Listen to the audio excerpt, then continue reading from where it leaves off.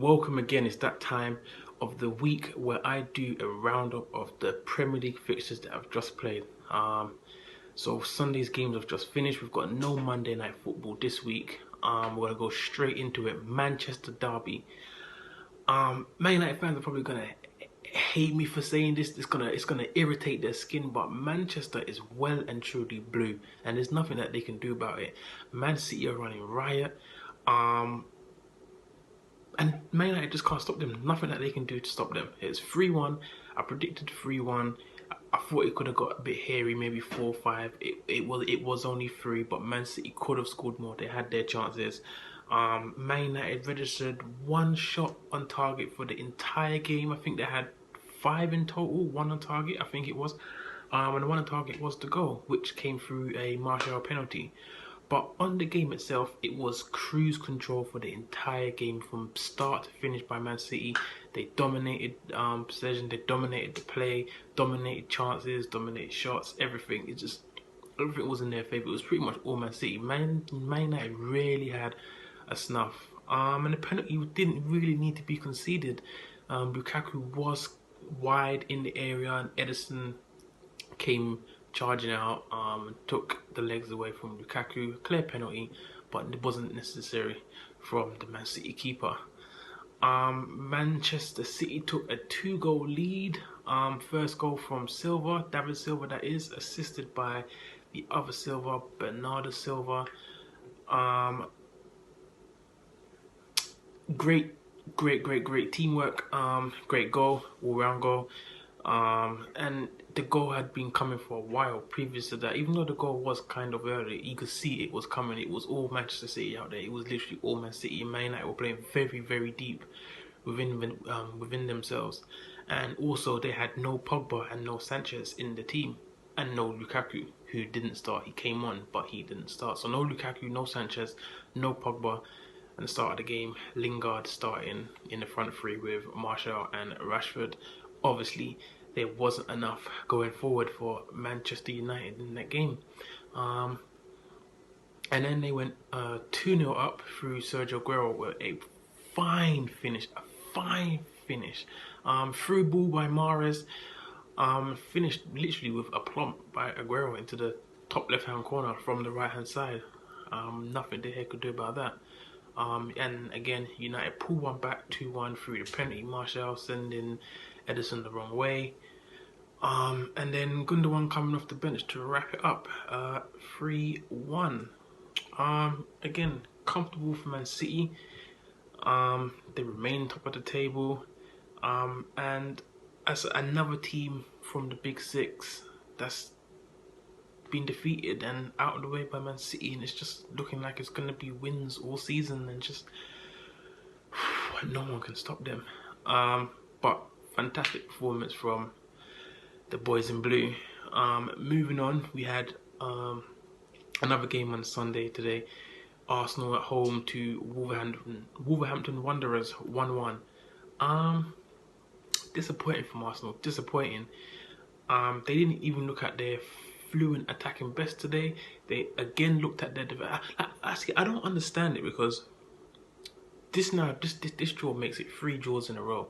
So Crystal Palace 2-2, Liverpool 1-1, and now you got Wolves 1-1. 3 points from a possible 9. And you come from a game against Liverpool where you defend so well against a team that's attackingly is superb, and can break you down quite easily, and you defend well, and then you come into a game against Wolverhampton at home like it was against Liverpool, and then you defend so poorly. It's like it's so shambolic. I don't understand. Where's the concentration? You can't just let it go because you're playing a team like Wolverhampton Wanderers. Every team in the Premier League is a Premier League team, and you need to treat them with the due respect. Doesn't matter if they're Wolves, if they're Brighton, Cardiff, Man City or Chelsea. It doesn't matter. Everyone gets treated with the same caution and the same respect. And Arsenal have come to this game sloppy. First half, they conceded about 4 chances in that first half where literally Wolves could have scored. But as it was, they only took 1 chance out of the possible 3 or 4 that they had in that first half. And Arsenal didn't really have anything going in that first half, especially chances-wise. Again, slow in the first half, pick it up in the second half, and the equaliser through Mkhitaryan, very fortunate. It was a cross from the left-hand side, um, cut back on his right foot, cross with his right foot, Mkhitaryan from the left-hand side, and there's a bunch of players, about 4 or 5 players that have jumped up to head the ball, and it's gone over and past everyone. Obviously, the keeper can't predict who's going to head the ball, who's going to touch it, get a nick on it, and it's gone over and through everyone and directly into the far corner. So it was a fortunate equaliser for Arsenal. It wasn't even necessarily deserved. And just before that, Aubameyang had missed a glorious opportunity from 8 yards, hitting the post. Should have scored prior to that goal to make it 1-1. So missing some good chances there at the end, Arsenal. But after they got the equaliser, Wolves had 2 or 3 more chances to score, and chances that they should have scored. Well, one of them they should have scored. The other hit the inside, one of the last kicks of the game, about 20 yards out, strike the ball, and it hits the inside of the post and the upright, right in the corner, bounces down on the line and comes out. Very fortunate, Arsenal. Very fortunate, and I'm gonna say Wolves deserved all 3 points today. They deserved all 3 points. Arsenal deserved nothing from this. They maintained their unbeaten run of 14 games now in all competitions, but they deserve zilch from that game. Nothing. They were defensively all over the place, shambolic, and again, if Arsenal continue this, because they've only still got 2 clean sheets all season. If they continue this, they're not going to get top 4. They're falling off again. They're dropping points. This is 3 games in a row they've dropped points, and they're falling back, and they're out of the top 4. They're in 5th. I think 4 points from 4th now. So that's at least 2 games that they need to make up to get back into top 4. And I don't think they're going to make it. I think Emery needs January transfer, or at least next summer transfer window, to buy some defenders and kind of get that back line sorted, because I don't think the defenders that he's got are capable. I don't think that they're good enough, and it's going to continue.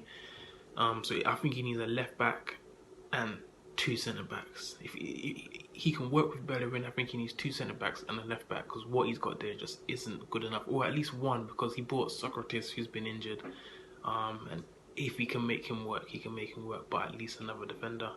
But moving on, we had Chelsea at the Bridge. We played in-form Everton, and it was a 0-0.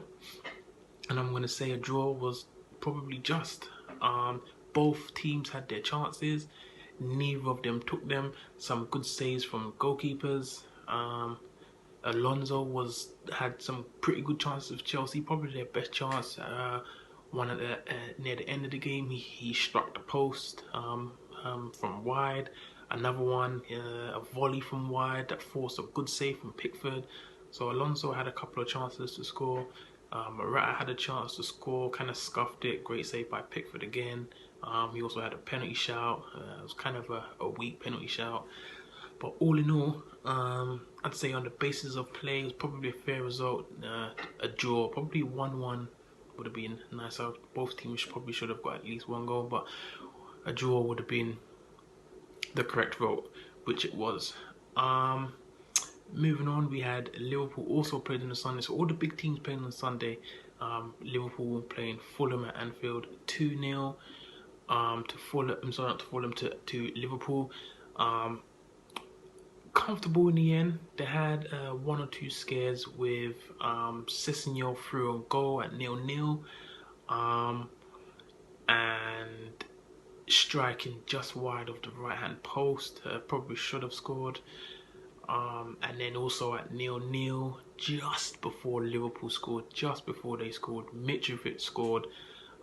It was a cross that came in. There was probably about 2 or 3 players that were offside, but he was one of the players that was onside, and he headed the ball into kind of like a semi-open net, and was flagged offside. But he was onside, and maybe the other 3 or 4 players were offside, but him individually was onside, so the goal should have stood.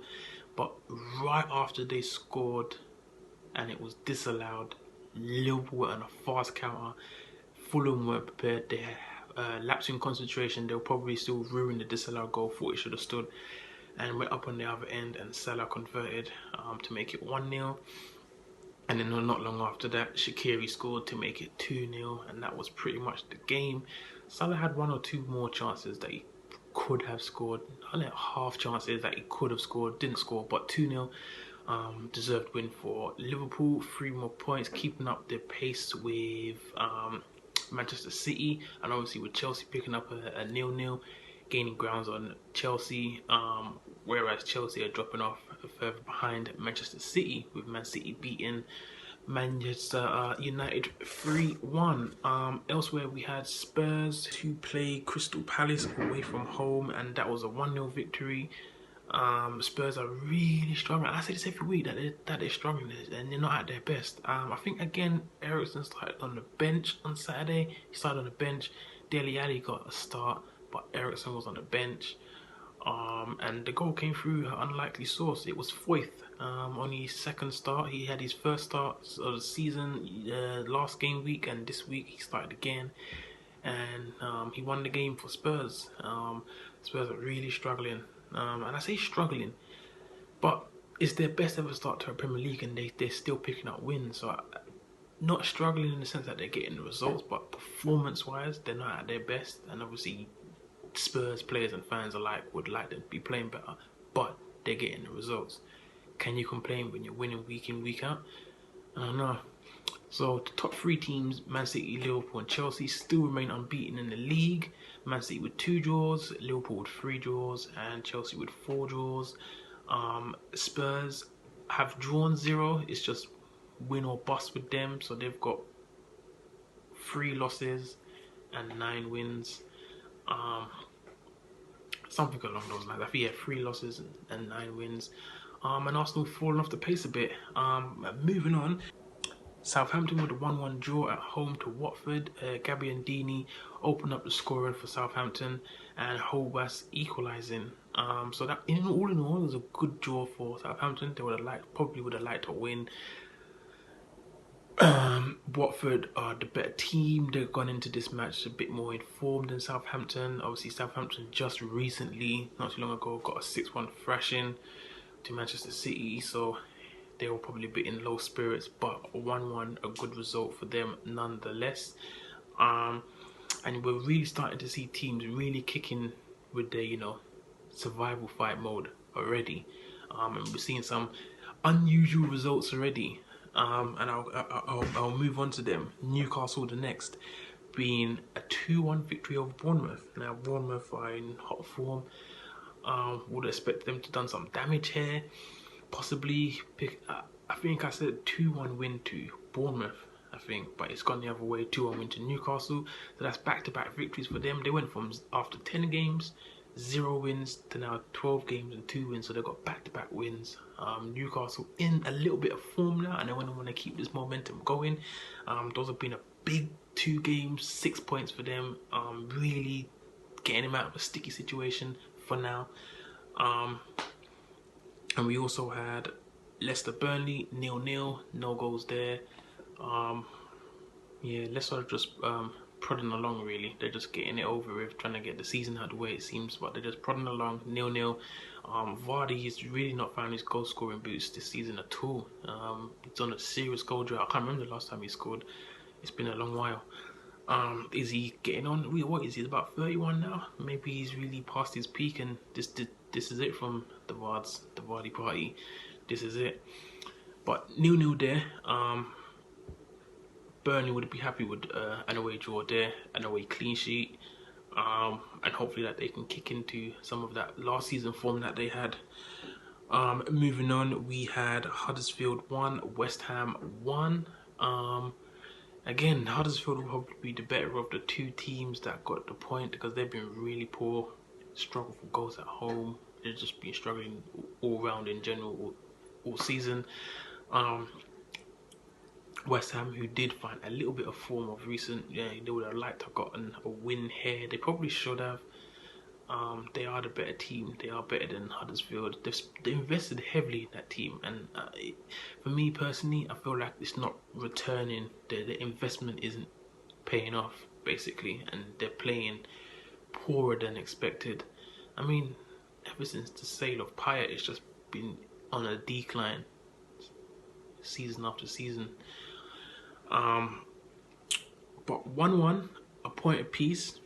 Both are still, quite low in the table, low point registers.